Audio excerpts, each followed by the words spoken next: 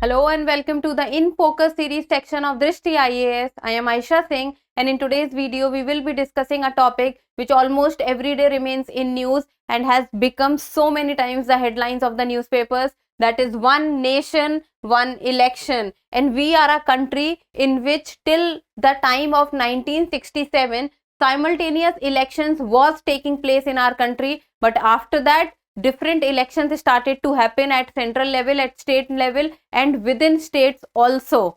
So let's discuss about this topic and what further development has taken place regarding it. So first of all, about the timeline, first we'll be looking at the news, then what is the concept of one nation, one election, very basic things we'll be knowing about it.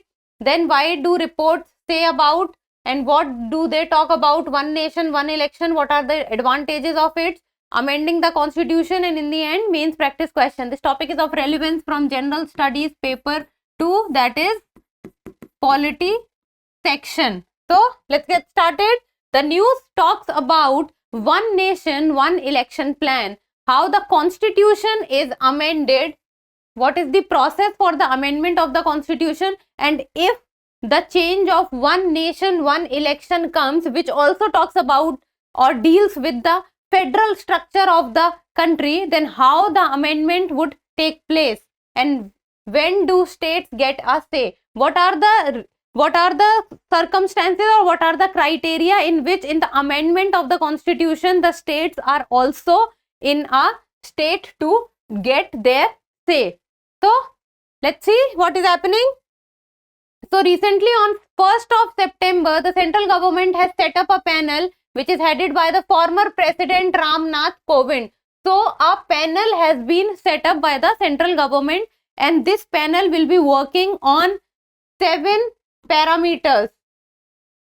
And one of the parameters, that is one of the major parameters, which is about looking into the constitutional aspect of one nation, one election, that if the one nation, one election concept would come in a country like India, then what are the constitutional amendment that needs to be taken into consideration and how that amendment would come into place. And this panel which is set up or headed by the former President Ram Nath Kovind would look to explore the feasibility of the one nation, one election plan. How feasible it is to come up in our country. To examine if a constitutional amendment to facilitate simultaneous polls would have to be ratified by the states. Simultaneous polls is the important word. Simultaneous means happening at the same time.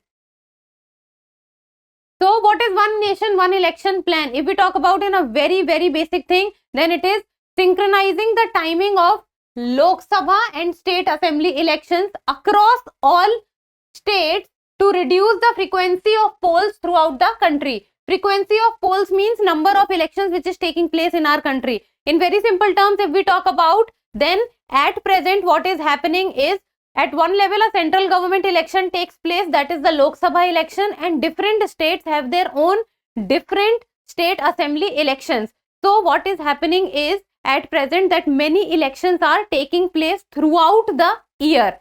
So instead of so many elections taking place, we are talking about having a election in which the Lok Sabha election and the state assembly election takes place at the same time. So there would be only one election which would be taking place. In simple terms, this is what is the meaning of the one nation, one election. That India is one country, so in one nation only one election should take place. Now at present so many elections, the frequency of elections are so much in different states, different at different point of time elections are taking place. So instead of those elections, only a single election should take place for both Lok Sabha and the state assemblies of all the states. So after the enforcement of the constitution on January 26, 1950, the first ever general election to Lok Sabha and all state assemblies was conducted in the year 1951-52. So the first general election in the year 1951-52, and the constitution was enforced on 26 January 1950, and the practice continued into the 3 subsequent Lok Sabha elections until 1967, after which it was disrupted. So till the time from first general election to the time of 1967, simultaneous election was happening in our country. So if someone talks about that, has India ever had simultaneous election, then the answer is yes. Before the time of 1967, for 3 consecutive years, from the first Lok Sabha elections from the year 1951-52 to the year 1967, India was having simultaneous elections, and that too 3 times.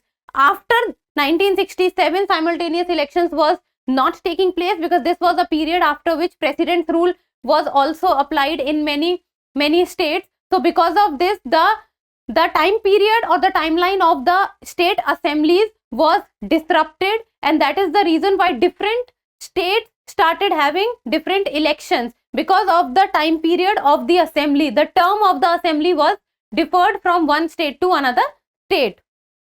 And the assembly polls in the states of Arunachal Pradesh, Sikkim, Andhra Pradesh and Odisha are held together with the Lok Sabha elections. So if we talk about in the current scenario, are there any states which are having simultaneous elections with the Lok Sabha? Then yes, the answer is yes. The states of Arunachal Pradesh, Sikkim, Andhra Pradesh and Odisha, their elections are held together with the Lok Sabha elections. So till now in current scenario also we have states whose elections are taking, simultaneous elections are taking place with Lok Sabha and the state assemblies also. What do reports say about one nation, one election? So till now many law commissions have given its report about the one nation, one election, and in the year 2018 the Law Commission of India has submitted its report, and in the report the Law Commission of India has said that simultaneous election is not feasible within the existing framework of the constitution. This is what the 2018 Law Commission of India report is saying, that the simultaneous election is not feasible in a country like India. We need to look into the federal structure of the country also, which gives equal power to both center and state, except in extreme and extreme situations the center becomes powerful, otherwise both are equal. Then in the constitution, the Representation of People's Act 1951 and the rules of procedure of Lok Sabha and state assemblies would require appropriate amendments to conduct simultaneous polls. And the Law Commission of India 2018 is also saying that if the simultaneous election needs to take place, then we need to amend many different procedures and code of conduct, and that can be the Constitution of India, Representation of People's Act, rules of procedure and of Lok Sabha and state assemblies. Amendment needs to be taking place in all these stages. And in the year 1999, the Law Commission of India again submitted its report, first in the year 1999 and then in 2018. The Law Commission of India said that the simultaneous elections is not feasible. They are not feasible. In the year 1999, the Law Commission of India, what did they say was that it advocated for the simultaneous elections in India. So earlier the Law Commission of India said that simultaneous elections should take place in India, but then in the year 2018 the Law Commission of India is saying that India is not feasible to conduct simultaneous elections. Then comes, what are the advantages of one nation, one election? If we talk about that simultaneous election will take place in our country, then what are the advantages of those simultaneous elections? Then saving of public money. In a country which has more than 28 states, what is happening is, imagine a situation in which in 5 years 28 elections are taking place. Then every single time the elections takes place, expenditure of money takes place, and this money is public money. So this can save a lot of public money, reducing the strain on the administrative setup and security forces. Conducting of elections is not easy. It requires a lot of manpower. So this manpower which needs to be arranged after every 5 months to 6 months in every single state, so that arrangement of manpower can be done under ONOE at one time only. Then timely implementation of government policies.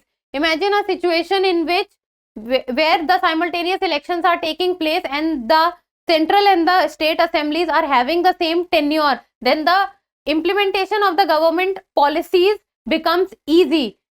Instead of the place where the state assemblies is having different term as compared to the Lok Sabha. Then administrative focus on developmental activities. If throughout the year the government would be busy in the election procedure and the elections, then where will they get the time to look into the administrative stuff or the implementation part of the policies? Then if under one nation one election, there would be a complete term which the central government and the state government both will get, and both can come together and work for the development of the people and work towards the betterment for the implementation of the government policies which has been formed by them. Then one time requirement of the manpower. Even though the one time requirement of the manpower would be very high under ONOE, but that would be like one time in 5 years instead of every 5 to 6 months arrangement of the manpower in some state or the other because of the elections being held.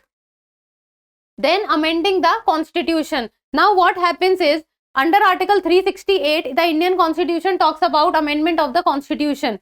And there are 3 ways through which this can be done. It can be done through simple majority, special majority, and then with the say of the state governments. And now it is up to the panel which has been formed recently, headed by the former President Ramnath Kovind, to see that whether states would be having a say in under ONOE or not. So let's talk about simple majority. So passing of any ordinary legislation in parliament requires a simple majority, as the name itself is suggesting, simple. So the process is simple, and ordinary legislation, not important one, the ordinary legislations are done through this.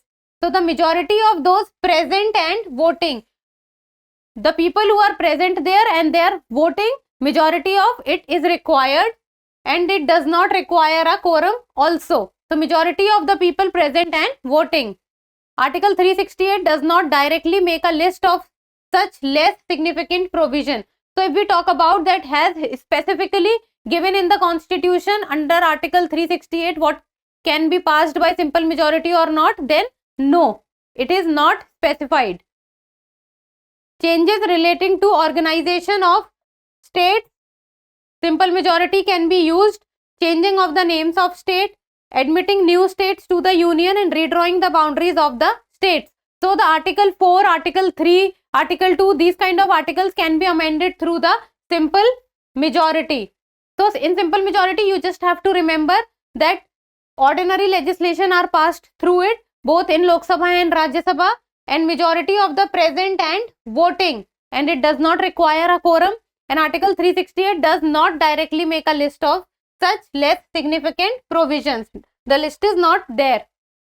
Now let's talk about the special majority. As the name itself is telling, special, it means the cases which are important and is considered important in the parliament, for them the special majority is required, and it is passed in both houses of the parliament, the Lok Sabha and the Rajya Sabha, by a majority of not less than 2/3, by a majority of not less than 2/3 of the members present and voting. It means whatever the members present there and voting, 2/3 of that majority. Then total membership means the total number of members of the house, irrespective of any vacancies or absentees at the moment. Total number of members in the house. If Lok Sabha has 540 members, then the total 540 members is what is called the total membership. And examples can be changes in the fundamental rights, DPSP, that is Directive Principles of State Policy, or the Chief Justice of India, etc. Then comes the ratification by states. What are the cases where the ratification, there is a need to ask the states also? Then in this case, what is done is special majority is required, that is majority of 2/3 of the members present and voting. Majority of not less than 2/3 of the members present and voting, plus ratification by the legislature of at least half of the states. It means 50% of the states. So that is done by special majority plus 50% of the state. And only after the state's ratification can such an amendment be presented to the precedent for assent. So state, 50% of state, that is special majority plus simple majority of state, and then state ratification is required in this. And the majority of the cases in which state's ratification is required, that deals with the federal character of the constitution. Whatever cases are related to the federal structure of the constitution, then the ratification of the states is required. And in the case of one nation, one election, federal structure of the constitution is involved, and that is why it has been seen that ratification of state might come into picture. Now in the end, a mains practice question, and you people need to write this question. It is for 150 words. Write a note on one nation, one election. So this is a very basic one, and this will actually test your understanding of this concept. You just have to talk about one nation, one election. What do you understand by it? Write about what is one nation, one election, its history, advantages, disadvantages, why it has not been passed till now, and many other things. So try to do your answer writing practice, and that's all for today. Thank you so much for watching. Till we meet next time, keep reading and keep writing.